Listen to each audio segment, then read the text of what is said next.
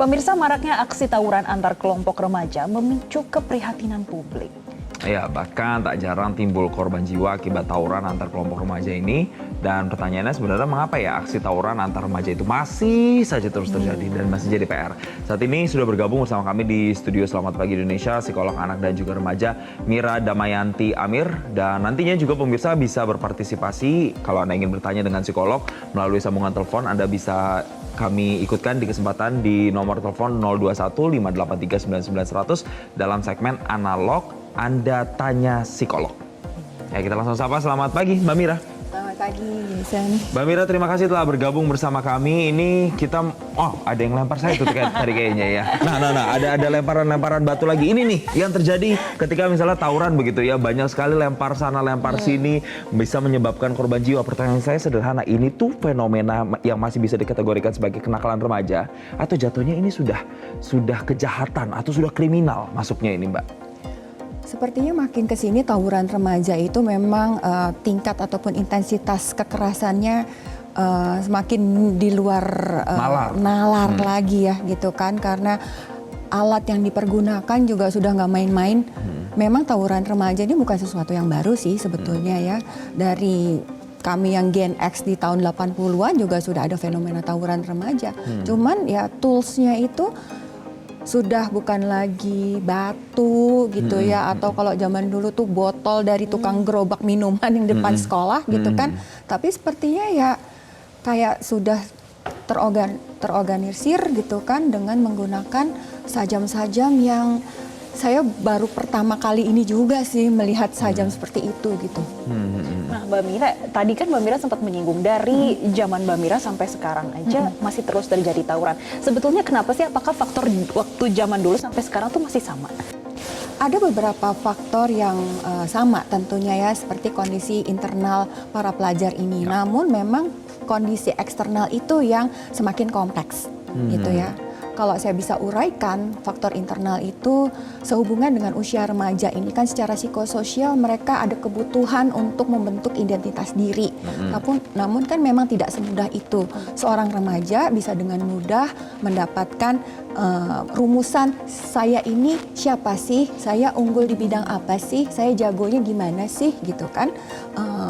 Juga faktor internal, apakah seorang remaja tumbuh mampu untuk melakukan kontrol terhadap dirinya, gitu ya. Itu faktor internal. Nah, faktor eksternalnya kehidupan sosial yang semakin sulit, gitu ya. Kondisi ekonomi juga tidak bisa kita abaikan, gitu.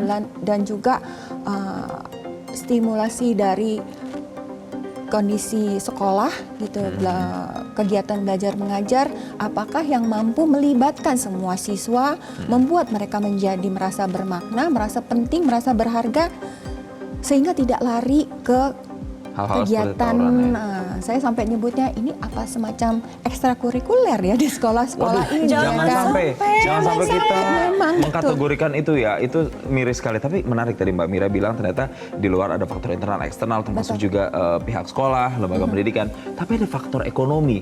Apa nyambungnya Mbak antara faktor ekonomi dengan siswa atau mahasiswa yang gemar melakukan tawuran ini? Faktor ekonomi yang memang mengejutkan ya. Kalau terakhir itu salah satu anggota legislator mengatakan bahwa sekolah-sekolah di DKI ini ternyata didapatkan pelaku tawuran itu 80%-nya adalah penerima KJP. Gitu. Berarti kelas menengah ke bawah seharusnya kebanyakan ya Mbak ya? Ternyata 80%. Mayoritasnya. Ya, 80% kan angka yang cukup besar ya, signifikan. Lalu apa kaitannya lebih lanjut adalah bayangkan dengan kondisi ekonomi yang kurang tersebut ya, sehingga membuat mereka tidak cukup akses untuk melakukan kegiatan yang lebih gitu ya. Setelah sekolah terus saya bisa ngapain? Karena ya tidak bisa dipungkiri kita kan kalau melakukan kegiatan ya ada unsur uang ataupun dana yang perlu ada kan gitu. Lalu kedua, dari mereka yang ekonominya memang sulit itu adalah orang tuanya melakukan pengawasan yang sangat rendah.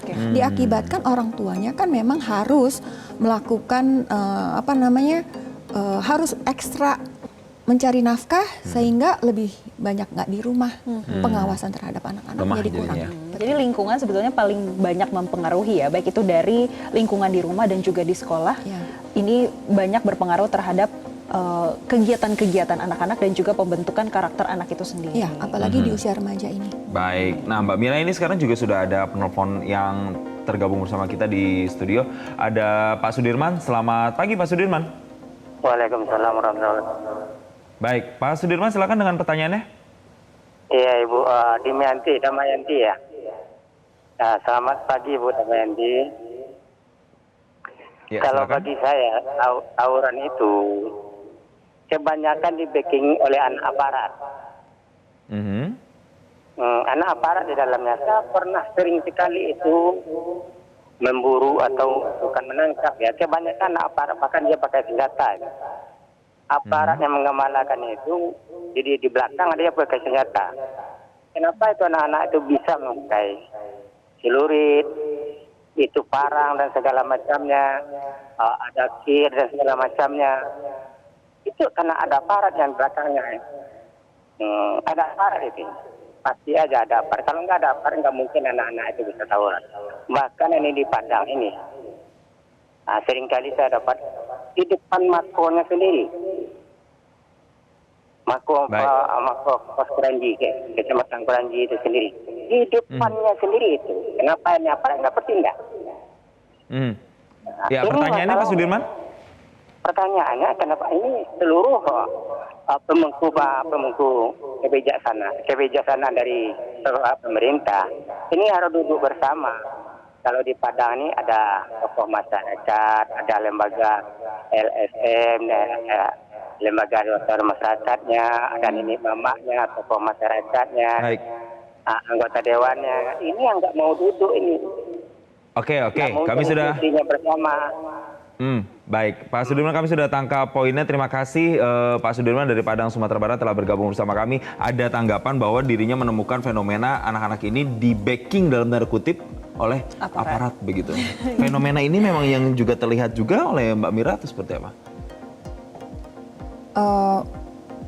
Mungkin yang dialami oleh Pak Sudirman, beliau menyaksikan sendiri di daerahnya ya, gitu kan. Cuman kalau sepanjang pengamatan saya, tentunya saya secara tidak pernah secara langsung mengamati ya. Tapi sih kalau zaman dulu ya nggak ada aparat sih ya, gitu kan. Karena memang tawuran, meskipun tadi di awal dikatakan mereka semacam melakukan janjian gitu kan via media sosial untuk melakukan tawuran bersama gitu kan. Tapi saya sanksi apakah hal tersebut lalu juga janjian juga dengan pihak aparat ya. Mungkin kasus yang terakhir yang diberitakan di media itu ya tidak ada kaitannya langsung dengan aparat.